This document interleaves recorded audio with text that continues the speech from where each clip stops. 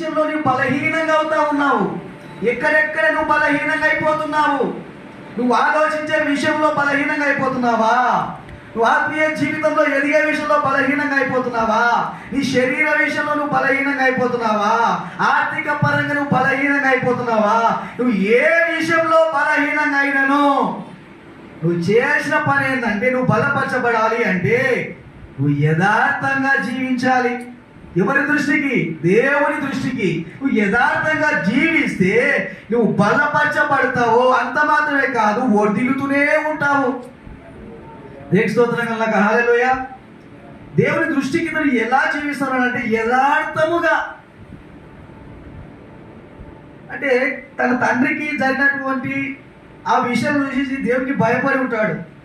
అందుకనే దేవునికి వ్యతిరేకంగా జీవించవద్దు అని తీర్మానంలో తీసుకొని ప్రజలకు ఏదైతే